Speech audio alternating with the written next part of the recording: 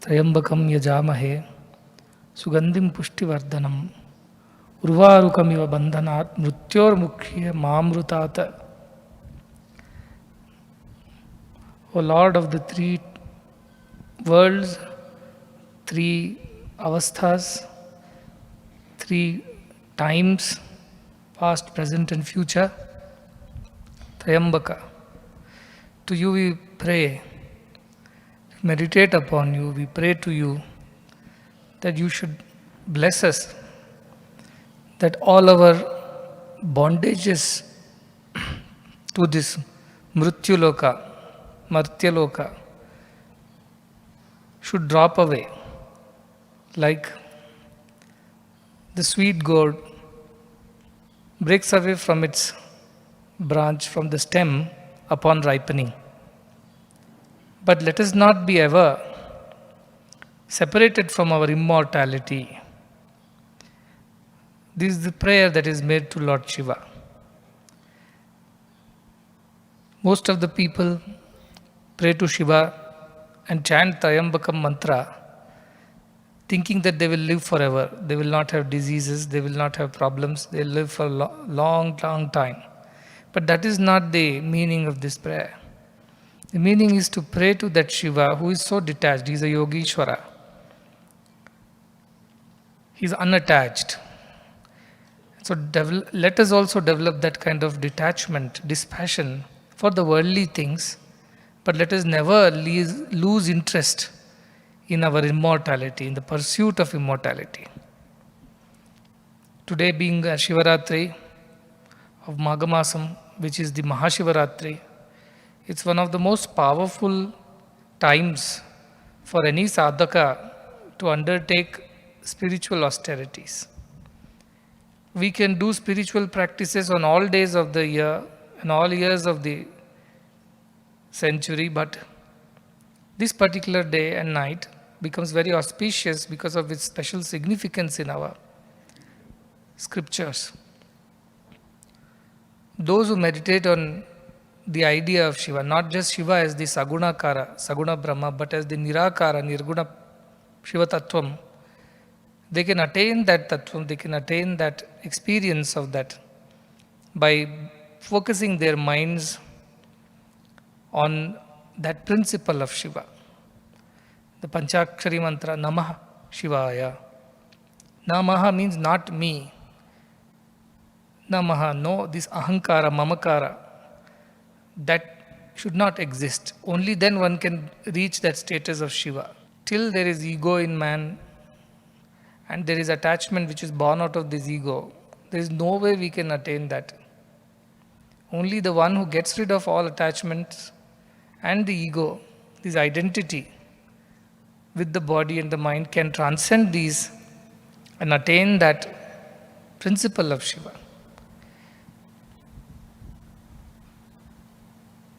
Today also a big festival is being celebrated in a very old temple here, Bhoganandishwara temple.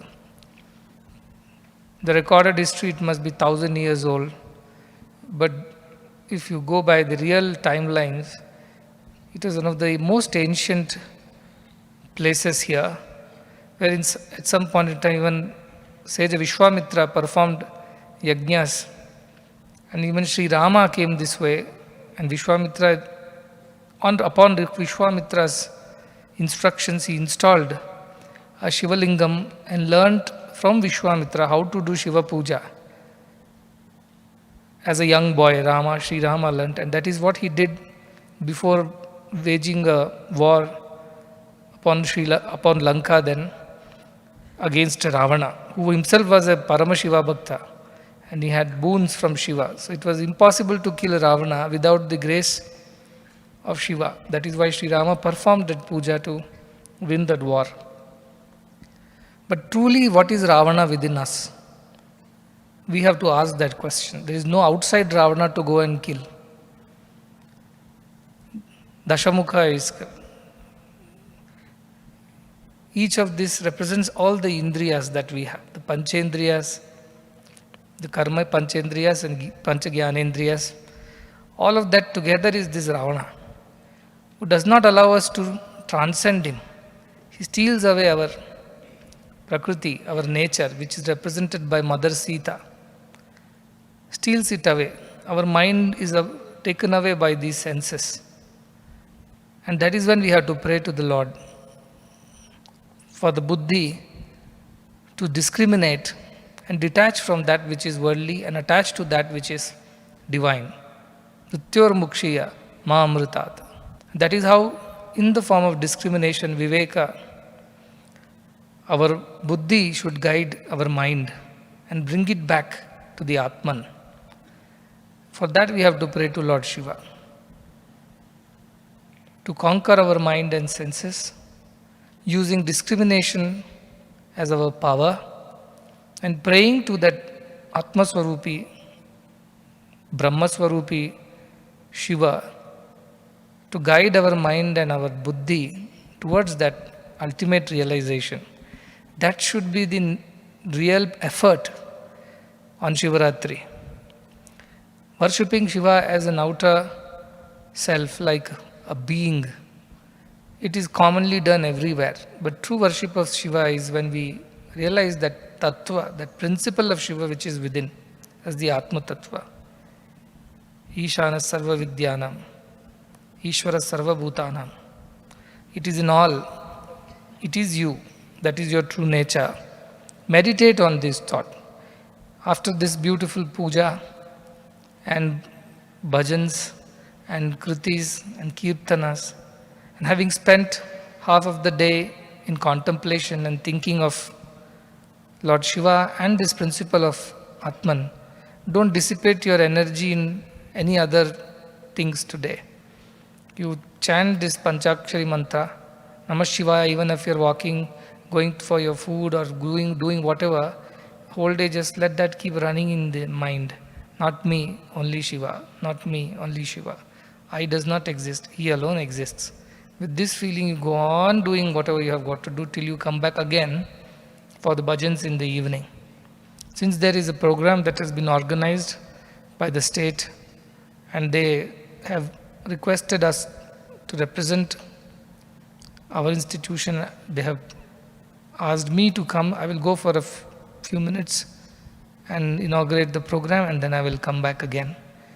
I will initiate the bhajan, then I will go. I'll come back again after some time. But it is important that you should realize the Desha Kala Paristhiti in which you are currently present. This Desha is Shiva Kshetra. For a long time, Shiva has been worshipped here by sages and saints in all these hillocks. Even today, these sages and saints are there in Sukshma Rupa. They come, they worship and they go. So this is a very powerfully charged place. It is not just an ordinary place. Many people think of Nandi Hills and all as tourist place. It is not. It is a place for real seekers. Kala, this is the best of the time. As the Kali Yuga is being swallowed like hala hala, Shiva is swallowing away the negativity of this Kali. That is the moment and time right now, where one can transcend both in the worldly matters as well as spiritual matters, can transcend the limitedness of I and can expand to the higher self. This is that moment in time, very important time in the history of mankind. And the paristhiti, the situation that you are in one of the most wonderful, beautiful ashrams, where everybody is thinking of God, everybody is serving God. Jiva Seva is Shiva Seva. With that feeling, everybody is working. In the Sangha, Satsanga, you are there. You could have been stranded away in some city, in some apartment, but no, you are here today in this group of people who are constantly remembering the divine.